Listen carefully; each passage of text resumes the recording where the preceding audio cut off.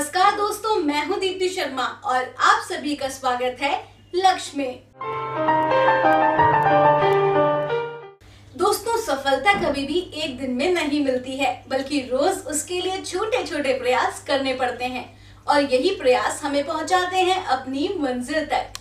जी हाँ दोस्तों, आज के हमारे इस एपिसोड में हम आपको रूबरू कराने जा रहे हैं छत्तीसगढ़ प्रदेश कांग्रेस कमेटी के सचिव स्वामीनाथ जायसवाल जी से। स्वामीनाथ जी, आपका स्वागत है आपके हमारे हम सभी के चहेते कार्यक्रम लक्ष्य में। नमस्कार। स्वामीनाथ जी, किसी भी शख्स के लिए उसका जो परिवार होता है वो एक स्ट्रेंथ का यानी कि एक ताकत का काम करता है। तो सबसे पहले आज हमारे एपिसोड में हम आपसे आपके परिवार के बारे में जानना चाहेंगे। दीप्ति जी, मैं एक बिजनेस परिवार से बिलोंग करता हूं और मेरा परिवार का पूरा पृष्ठभूमि बिजनेस का रहा है और मेरे दादाजी स्वतंत्रता संग्राम सेनानी थे। उनका नाम स्वर्गीय झूरी साहब जायसवाल था और गांधी जी के साथ काम किए थे और उन्हीं के साथ उन्हीं के लक्ष्य पर पद चिन्हों पर हमें काम करने का इच्छा जाहिर हुआ और मैं बिजनेस से अलग होकर, मेरे पिताजी एक अच्छे बिजनेसमैन थे, कांग्रेस के एक्टिव मेंबर भी थे मेरे पिताजी। मेरा परिवार डीएनए कांग्रेस का है, यानी कांग्रेस खून से हम समझ लीजिए सींचे हुए हैं, इसलिए कांग्रेस के प्रति रुझान रहा है। मैं उस परिवार से हूं और मेरे अभी भी दो भाई हैं जो अच्छे व्यवसाय छत्तीसगढ़ से लेकर नागपुर और बिहार तक फैलाए हुए हैं और बनारस में भी। और बनारस से सटा हुआ 80 किलोमीटर सुडुल एक गांव है जिसका नाम हाटा बाजार है, जो नक्सल के आतंक से घिरा हुआ मेरा गांव है। उस गांव का मैं जन्मा हूँ। मेरा जन्म हुआ है 5/2/1973 में। मैं एक कुशल युवा छात्र नेता से अपने ज़िंदगी का शुरुआत करते हुए आज हम अपने पत्नी के साथ, एक मेरी छोटी सी प्यारी बच्ची है, अभी 1 साल की हुई है, और मेरा शादी विगत 2010 दिसंबर लास्ट में हुआ और मैं राजनीतिक में इतना परिपक्व हो गया, त्याग किया कि अपने परिवार को मैं अभी बसाया हूँ। अपनी ज़िंदगी से बहुत खुश हूँ, आनंदित हूँ और मेरा परिवार भी मेरा पूरा सहयोग करता है कि आप अपने लक्ष्य को आगे बढ़ाएं। स्वामीनाथ जी, वर्तमान में आप छत्तीसगढ़ प्रदेश कांग्रेस कमेटी के सचिव हैं। हम आपसे जानना चाहेंगे, जिस वक्त आपने अपने करियर का चुनाव किया होगा उस वक्त और भी कई ऑप्शंस आपके सामने होंगे, फिर आपने राजनीति को ही क्यों चुना? जी दीप्ति जी, मैं बताना चाह रहा हूँ, राजनीति मेरे को इतना अच्छा लगा क्योंकि मेरा हमेशा से बचपन से लक्ष्य रहा है दूसरों का सहयोग करना, उपकार करना, मदद करना। ये मेरा अलग लक्ष्य रहा है। परिवार से हटके मेरे दादाजी से प्रेरणा मिली है। वो स्वतंत्रता संग्राम सेनानी थे, जिसकी वजह से हमें अंदर एक भावना आई। तो हम छात्र जीवन में भी अपने मित्र जैसे, हम स्टूडेंट जितने पढ़ने जाते थे तो हम किसी भी जात धर्म का रहता था तो मैं एक टॉवेल पे बिछा के सारे खाना टिफिन का ले जाते थे, इकट्ठा करके हम लोग एक ही में खाते थे। तो उससे लोगों को, हमारे शिक्षक बोलते थे कि ये लड़का आगे जाके कुछ करेगा, देखो इसका कितना भाव है। सभी को, एक जात को, हिंदू मुस्लिम चाहे किसी भी शेड्यूल ट्राइब लड़का हो, उसको भी मेरा किसी के घर से अच्छे भोजन आते थे, किसी के घर से सूखा रूखा आता था, लेकिन हम उसको अच्छा बनाने का काम करते थे। तो बचपन से मेरा वही चाहत मेरे अंदर बढ़ता गया। मैं छात्र जीवन से जुड़ा, मैं बिहार में अपना पढ़ाई शुरू किया। उसके बाद हमारे जीवन में एक एक नया पहलू आते गया, जो लड़ने की क्षमता हमारे अंदर है। तो प्रेरणा मिली हमको किससे? बाबू जगजीवन राम से छोटा था तो उनके गोद में खेल के। फिर मीरा कुमार जी हुई, बचपन से हमें राखी बांधते आती हैं, जो अभी लोकसभा स्पीकर हैं भारत सरकार की। और वहीं से प्रेरणा मिलते गया तो हमको आगे और राजनीति करने का एक अलग हमको उत्साह बढ़ते गया। और मेरे उत्साह को बढ़ाने के लिए मेरे पिताजी का बहुत बड़ा सहयोग रहा। हमें पीछे से बहुत बैकिंग मिलता गया। बाबूजी मेरे हमेशा हमें एक आदर्श पुत्र मानते थे कि जो समाज के लिए करता है। आज भी हमारे क्षेत्र से, मैं छत्तीसगढ़ से राजनीति करता हूं, लेकिन बिहार, उत्तर प्रदेश, कहीं भी किसी राज्य से लोग आते हैं तो उनको मैं एम्स में मदद करना हो, हॉस्पिटल के माध्यम से किसी को कंबल देना हो, किसी को ट्राईसाइकिल देना, ये सब करते रहता हूँ सहयोग। इसी तरह से बचपन से एक चाह होती है राजनीति का नहीं, यानी देशभक्ति का जो चाह लोग कर जगा के अलख गए हैं, उसी तरह एक राजनीति की ललक होती है। वो खून में ही शुरुआत होती है। वो हमारे कांग्रेस परिवार से हमारा परिवार जुड़ा था तो एक डीएनए हो गया था। तो उस डीएनए को कौन निभाएगा, तो उसमें मैं अपने लक्ष्य को मान लिया कि ये डीएनए मेरा है, इसको मैं आगे तक अपना जोड़ के ले जाऊंगा। स्वामीनाथ जी, आपने राजनीति को अपने करियर के रूप में लिया, तो आपकी शुरुआत से अब तक का जो आपका सफर रहा है उस बारे में हमारे दर्शकों को बताइए। दीप्ति जी, बचपन से ही मेरे अंदर एक जोश था, जज्बा था कि हम आगे चल के इस कुछ कार्य देशभक्ति के लिए, समाज के लिए कुछ बनूं, एक प्रेरणा स्रोत, एक शेड्यूल छोटे से गांव से एक निकल के, ना हमारे इंग्लिश माध्यम से पढ़ा हूं, ना वैसा कुछ मेरे पीछे बैकिंग रहा है। एक हम लोग मिडिल क्लास से थे, फिर धीरे धीरे डेवलप अपना करते गए और आगे बढ़ते गए, लेकिन हमारा सोच बहुत ऊंचाई तक था, लोगों का कैसे मैं मदद करूं। इसलिए मैं जब पढ़ाई के करियर से शुरू किया, वहीं से हमें एक प्रेरणा मिली। गरीब हमारे से जो स्टूडेंट रहते थे, तो मैं एक किताब रख के उनको अपना किताब दे देता था कि ये मेरे किताब से पढ़ाई करो और हमको लौटा दिया करो। नोट्स भी अपना तैयार करके दे देता था कि 10 हमारे मित्रों को सहयोग मिल जाए।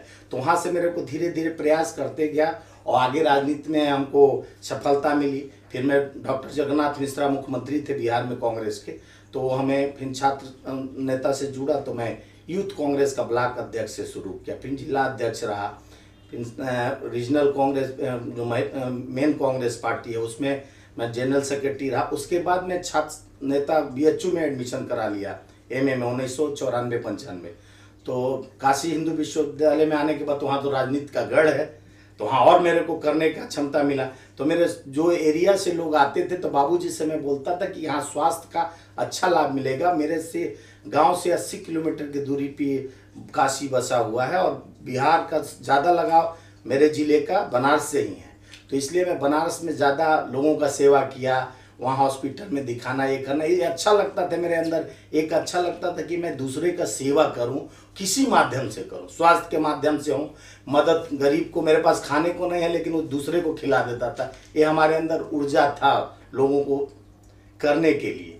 उसके बाद मैं यहाँ से राजनीति करते, तो मेरे भाई साहब, बड़े भाई घनश्याम जायसवाल जी वहाँ पे छत्तीसगढ़ में अपना बिजनेस कर लिए, तो फिर मैं उनके सहयोग के लिए छत्तीसगढ़ चला गया। तो लेकिन जो जज्बा तो वही थी मेरी, कहीं भी रहकर मैं पार्टी का और संगठन का और अब देशभक्ति की जज्बा और गरीबों के उत्थान का जज्बा हो, तो उसको छोड़ने का तो मन नहीं बनेगा। तो मैं वही काम किया। वहाँ भी जाके मैं तुरंत 1997 में ले लिया कांग्रेस का सदस्यता छत्तीसगढ़ से। वहाँ से लेने के बाद वहाँ भी यूथ कांग्रेस में गया। ऐसे जाते जाते आज मैं एक प्रदेश का विशिष्ट सचिव के पद पर कार्यरत हूँ। 2003 से कई पदों पर रहा वहाँ पे छत्तीसगढ़ में, और छत्तीसगढ़ में बहुत लड़ाई लड़ा गरीबों के लिए, आदिवासियों के लिए। मैं कांकेर, दंतेवाड़ा, गीदम, कोंटा, महासमुंद, धमतरी, रायपुर, बिलासपुर, हर जिला के एक एक गांव को जाके नज़दीक से नक्सल के पास जाके अपने भय मुक्त होकर दौड़ के गरीबों का विकास के लिए बहुत काम किया। और आज मैं कई विभिन्न मंत्रालयों में अच्छे पद पे सदस्य हूँ, जिसके माध्यम से भी मैं गरीबों का सहयोग करता हूँ, पूरा सहयोग करता हूँ। और दिल्ली और रायपुर मेरा आना जाना रहता है, और मैं जिस माध्यम से सबसे मिलकर गरीबों का सदस्य, मैं अभी मेहर समाज के लोगों का जो ST SC में आते हैं उनको नहीं मिला था जाति प्रमाण पत्र, तो मैं लड़ के मीरा दीदी से, स्पीकर लोकसभा उस समय सोशल जस्टिस एम्पावरमेंट मिनिस्टर थी, उनसे और होम मिनिस्टर से जाके लड़ के उनको मेहर समाज को सतनामी समाज में मैं सम्मिलित करवाया। दूसरा मेरा ऐसे ही कई ठो सफ़र रहा है जो वहाँ के लोगों के लिए, हम छत्तीसगढ़ के लोगों के लिए NGO के माध्यम से उन लोगों को सहयोग किया। कई ठो गरीबों को शादी, गरीब लड़कियों को कई ठो कराया। मैं 10-20-25 परिवार का प्रति वर्ष शादी कराता हूँ। 10,000 गरीबों को कंबल डोनेट करता हूँ। ये मेरा एक शौक बन गया कि मैं कैसे सहयोग करूँ गरीबों को। स्वामीनाथ जी, आपसे हमारी बातचीत जारी रहेगी, लेकिन यहाँ हमें लेना होगा एक छोटा सा ब्रेक। दोस्तों, आप कहीं मत जाइएगा, मिलेंगे ब्रेक के बाद।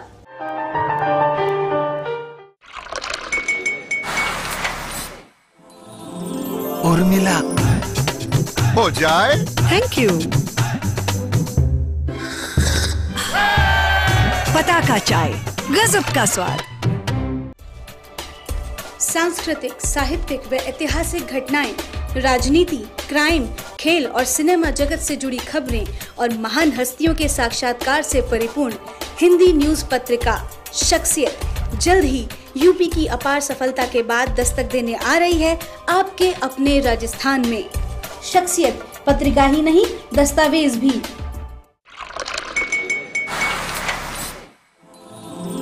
उर्मिला, हो जाए। Thank you. पताका चाय, गजब का स्वाद। ब्रेक के बाद आप सभी का फिर से स्वागत है और ब्रेक पर जाने से पहले आप देख रहे हैं अपना फेवरेट शो जिसका नाम है लक्ष्य। और आज के हमारे एपिसोड में हमारे अतिथि हैं स्वामीनाथ जायसवाल जी। स्वामीनाथ जी, आप कई वर्षों से राजनीति में सक्रिय हैं। हम आपसे जानना चाहेंगे आपकी फ्यूचर प्लानिंग्स और क्या क्या हैं। दीप्ति जी, मेरा 23 वर्षों का संघर्ष चला आ रहा है। अब आप जानते हैं किसी भी लक्ष्य को प्राप्त करने के लिए बहुत समय लगता है, लेकिन मैं एक एक चीज करते आ रहा हूं और मेरे कोई लालच नहीं रहा कि किस ऊंच पद पे मैं जहां हूं वहीं मजबूत रहा और करते रहा। लेकिन किसी जनता का सहयोग करने के लिए, किसी गरीब का आवाज़ उठाने के लिए, ऊंचे व्यवस्था को देने के लिए तो आपको मजबूत होना पड़ेगा। तो इसलिए हमारा अब अगला लक्ष्य यही रहेगा कि हमें कहीं से चुनाव लड़ना हो, लोकसभा लड़ें और फिर गरीबों का आवाज़ में बुलंद करके उनका विकास करें। यही मेरा लक्ष्य है और यही मेरा चाह है। स्वामीनाथ जी, अब बारी है हमारे कार्यक्रम के अंतिम प्रश्न की। आप हमारे लक्ष्य के दर्शकों को क्या संदेश देना चाहेंगे? देखिए दीप्ति जी, मैं लक्ष्य के दर्शकों को ये संदेश देना चाह रहा हूँ, युवा ही देश के धड़कन है, युवा ही देश का शक्ति है। आज युवाओं के लिए हम सोचेंगे कि हम जैसे अपना 23 वर्षों का सफ़र करके यहाँ पहुँचे हैं, देश के हित के लिए सोचते हैं, वैसे ही हर युवा के भारत के धड़कन में ये होना चाहिए कि देश का हम कैसे उत्थान करें, कैसे देश में जो भी घटना घट रही है उसमें हमारे युवाओं का भागीदारी अच्छा रहा है। ये हमें खुशी है कि आज युवा आगे बढ़ रहा है। उसी तरह हमको हर जन जन तक, हर युवाओं को, चाहे शेड्यूल ग्राम में हो चाहे शहर के युवा हो, आगे बढ़ के अपने देश की भागीदारी में सम्मिलित होके इस लक्ष्य के माध्यम से हम आपके अंदर के लक्ष्य को जगा रहे हैं कि आप जागो। अंत में मैं यही कहना चाह रहा हूँ, भरा नहीं जो भावों से, बहती जिसमें रसधार नहीं, वह हृदय नहीं पत्थर है जिसमें स्वदेश का प्यार नहीं। दोस्तों, आपको हमारा प्रोग्राम कैसा लगा हमें लिखना ना भूलिएगा इस पते पर। हमारा पता है Sarvani international world of media, 62E के पॉकेट, शेख सराय फेज 2, न्यू दिल्ली। हमारे कांटेक्ट नंबर हैं 01164625566। हमारे मोबाइल नंबर हैं 9810542961। दोस्तों, आज के लिए बस इतना ही। मिलेंगे आपसे हमारे नेक्स्ट एपिसोड में एक नई शख्सियत के साथ। Till then, goodbye and take care.